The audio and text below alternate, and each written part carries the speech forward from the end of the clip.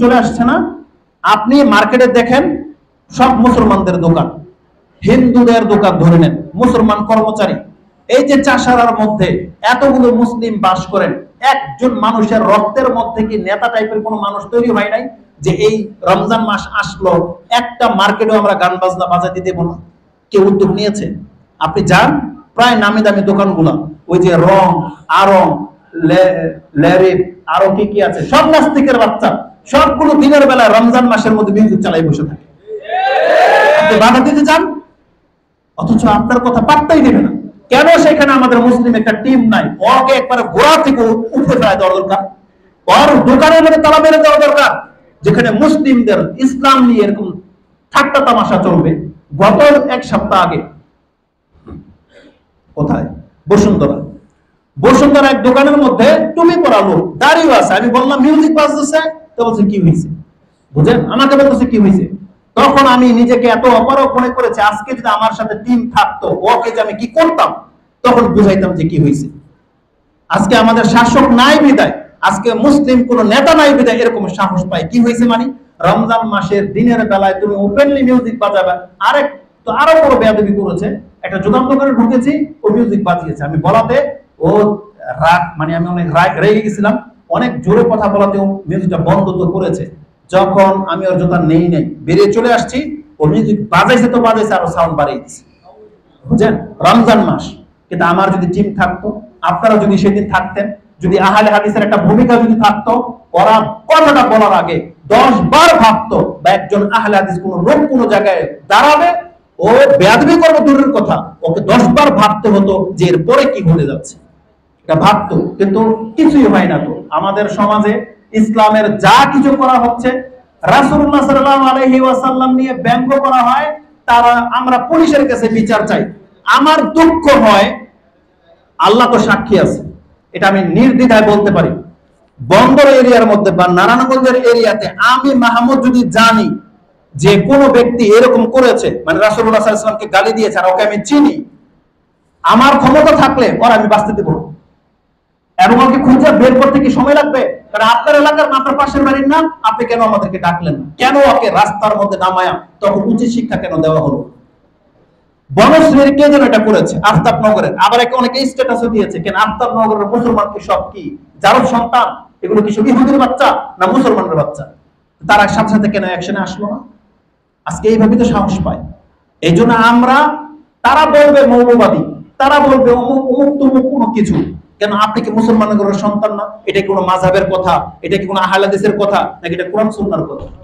তার মানে কোরআন সুন্নাহ আপনার লঙ্ঘন করা হচ্ছে। কেন হানাফিরা এখন কোথায়, যারা আহলে হাদিসের মাহফিল বন্ধ করে দেয়? তোমার বড় বড় হুজুরগুলো এখন কোথায়, যে নারায়ণগঞ্জের প্রত্যেকটা দোকানে যে মিউজিক বাজে? তোমার বড় মসজিদের ইমাম কোথায়? তারা এগুলো চোখে দেখে না? এগুলো বন্ধ করতে পারে না? আপনি আসতেন ফিলিস্তিনের সাহায্যের জন্য মানববন্ধন করতে, কেন ঢোকেন সব গাড়ি ঢুকতে পারবেন, ঢোকেন প্রত্যেকটা দোকানে ঢোকেন, যদি মিউজিক বাজবে তো দোকান শুধু উৎখাত করে ফেলবে। কেন করেন? প্রতিবাদী না হলে কি দেশের মধ্যে কোনো কিছু বিপ্লব ঘটবে? তাহলে বিপ্লব সবাই নিয়ে আসতে পারে না, কিন্তু আপনারা কোথায়? এই জন্য অবশ্যই নেতৃস্থানীয় ব্যক্তিদের সাথে আমাদের এক হইতে হবে, মুসলিম টিম এক হইতে হবে, অবশ্যই তার টুপিওয়ালাদেরকে এক হইতে হবে, অন্তত এইসব ক্ষেত্রে। কিন্তু আমাদের সাথে কি চাল চালে জানেন?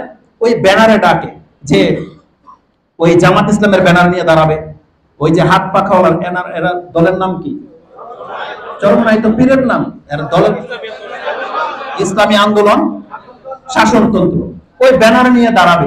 এখন ওরে দাঁড়ায় আমাদেরকে ডাকে, আসেন আমাদের সাথে আসেন, যাতে কয়দিন পরে বলতে পারে সবাই এগুলো সব চরমনাই। বুঝলেন? আমরা বাতিলের সাথে যাব, নাকি তাদেরকে বলবো আপনারা যখন জানেন যে আমরা কোরআন সুন্নাহ অনুসারী, তারা আমাদের সাথে আসেন? আমাদের সাথে আর আসবেন। তারা তাদের জায়গাতে থেকে তখন বলে আমাদেরকে ডাকে যে আসেন, আর আমরা না গেলে ওই যে জামাত ইসলামের লোক কিছু আছে, আমি নাম বলতে চাচ্ছি না, বা আমরা ওই দলের নামও নিতে চাচ্ছি না, কারণ এরা সব সময় সুবিধা জায়গা থেকে কথা বলে, আমাদেরকে বলে যে আসেন। আর আমরা যদি তাদের কাছে না যাই, তখন বলে এরা শুধু ওই যে ইউটিউবে বক্তব্য, এসির নিচে বসে বসে শুধু বক্তব্য দেয়, আর কোনো কাজ করে না। আমরা তোমাদের বাতিল কাজে অংশ নেব। কোরআনে সূরা আলে ইমরানে আল্লাহ সুবহানাহু ওয়া তাআলা, সম্ভবত আমি তো হাফেজ না, কিন্তু কিছু কিছু কথা মনে পড়ে যায়, ৭৯ এবং ৮০-তে আপনি দেখবেন আল্লাহ বলতেছেন, ইহুদি নাসারারা বলে যে আমাদের নবীর আল্লাহর পুত্র এবং আমরা তার ইবাদত করি। আল্লাহ বলতেছেন এটা কি করে হতে পারে যে আল্লাহ নবীদেরকে দিয়ে তোমাদেরকে হেদায়েত করলেন, আল্লাহ হেদায়েত করার পরে আবার তোমাদেরকে কুফরির আদেশ করবেন? এটা কি হইতে পারে? আল্লাহ বলতেছে আল্লাহ তোমাকে হেদায়েত করলো, আবার আল্লাহ তোমাকে দিয়ে কুফরির কাজ করাবে? তার মানে আল্লাহ কোনোদিন আমাদেরকে গর্হিত কাজের আদেশ করে না। আমি তো তোমাদেরকে দল ছেড়ে দিয়েই তো কোরআন সুন্নাহকে গ্রহণ করলাম, এখন কোরআন সুন্নাহ গ্রহণ করার পরে আবার আমি তোমাদের কাছে অংশ নেব?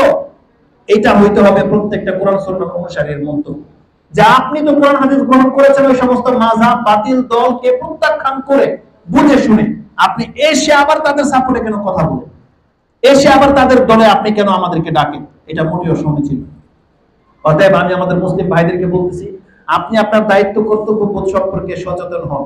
আপনি ফিলিস্তিনের মুসলিমকে বাঁচাতে হইলে আপনি আপনার নিজের ইসলামটাকে আগে বাঁচান, আল্লাহ আপনাকে আমাকে শক্তিশালী করবে ইনশাআল্লাহ, শক্তিশালী করবে। আপনারা দেখতে পাচ্ছেন সমস্ত রাষ্ট্রনায়ক নিজের কুরসি নিয়ে ব্যস্ত, এটা আপনি সবাই দেখতে পাচ্ছেন। সৌদি আরব বলেন, কাতার, কুয়েত, সমস্ত আরব রাষ্ট্রকে বলেন, তারা সবাই তাদের কুরসি গদি নিয়ে ব্যস্ত, কিন্তু তাদের একটা পেরেশানি তো অবশ্যই আছে। তারা হয়তো এটাও ভাবতেছে যে আমরা যদি, আমি সৌদি আরব থেকে আসছি এবং আলেমদের সাথে তো কথা হয় এবং আমাদের সালাফি আলেমদের সাথেও আমাদের অনেক কথা হয়, তারা যেটা আমাদেরকে বললেন, আপনি জেনে নেন আমরা সালাফিরা সৌদি আরবকে যত বন্ধু মনে করি, যত আপন, আমাদের এই রূপরেখা নিয়ে বহু মুনাফিক আছে যারা সৌদি আরবের শত্রু। জানেন সৌদি আরবের শত্রু, সৌদি আরব যদি এখন ধরেন অ্যাটাক করেই নেয় ইসরায়েলকে, সৌদি যদি করে না, আপনি দেখতে পাবেন এই শিয়া মার্কা মুনাফিকরা ওই সৌদির দিকে অ্যাটাক করে বসবে।